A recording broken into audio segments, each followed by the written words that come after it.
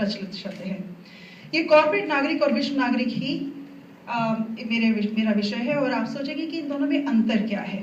बात तो भूमंडलीकरण यानी कि ग्लोबलाइजेशन की ही कही जा रही है। नहीं, मैं इन दोनों अवधारणाओं में अंतर मानती हूँ। विश्व नागरिक वह है जो अपने इतिहास, अपने समाज के संघर्ष और अपनी संस्कृति के मूल्यों को लेकर दूसरी अजनबी जमीन पर या अजनबी विचारों के बीच अपना एक ऐसा घर बनाता है जिसका बाहरी आर्किटेक्ट तो उस देश के विचारों की जमीन जैसा होता है, पर उस घर के अंदर उसका अपना स्वरूप रहता है। ये नागरिक हम और आप हैं। और हमारे जैसे लाखों लाख आदमी हैं जो विश्व के एक कोने से उठकर दूसरे कोने में जा बसे हैं या अपने ही देशों में दूसरी संस्कृतियों के दबाव के बीच रहकर अपनी राष्ट्रीय अस्मिता को बचाने की चेष्टा में लगे हुए हैं। कनाडा, अमेरिका, इंग्लैंड, यूरोप, हर विकसित देश से लेकर हर उस देश की राजधानी में हमें यह विश्व नागरिक मिलेगा जहां बाहरी संस्कृतियों ने आर्थिक और सामाजिक प्रभुता पा ली है। और ये बदलाव आदमी में है, ये संस्कृति में है, सभ्यता में है, इसलिए मैंने इन दो शब्दों को लिया। स्विट्जरलैंड की सबसे ऊंची पर्वतमाला यूफ्रॉ पर हमें छोलों की खुशबू फैलाता हुआ भारतीय रेस्टोरेंट मिल जाता है और विदेशियों को हरे रामा हरे कृष्णा की धुन पर नचाता हुआ इस्कॉन मंदिर मिल जाता है और उसके साथ ही साथ पश्चिमी धुनों पर नाचते हुए भारतीय या अन्य लोग भी मिलते हैं।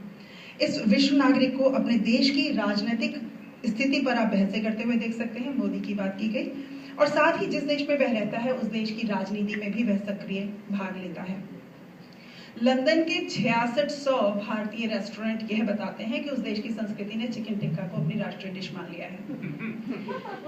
विवाह संबंध जोड़कर गोरे लोग, पीले लोग, भूरे लोग और काले लोग एक नया ही इंद्रधनुष सभ्यता के आकाश पर आज बना रहे हैं।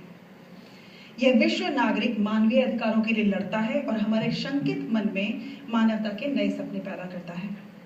जहां ये डर पैदा होता है कि कहीं हम मेल्टिंग पॉट वाले पश्चिमी देशों में अपनी व्यक्तिगत पहचान न खो दें, वहीं यह भी अच्छा लगता है कि हम विभिन्न समाजों से वैचारिक आदान प्रदान कर रहे हैं।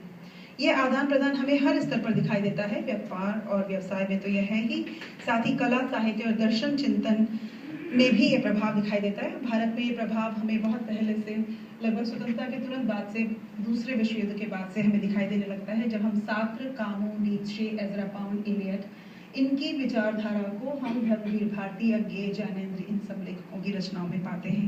उन्हीं के प्रभाव से आया व्यक्तिवाद, क्षणवाद, नृत्यवाद और बाद में प्रगतिशील लेखक संघ बना, यानी कि साम्यवाद का प्रभाव हुआ। मुक्तिबोध से लेकर केदारनाथ सिंह तक पर हमें बहुत से लेखकों पर यह प्रभाव दिखाई देता है। जनवादी लेखक संघ की स्थापना न होती अगर रूस का लाल तिरंगा अपनी साम्यवादी विचारधारा से भारत की समाजवादी विचारधारा को प्रभावित न करता।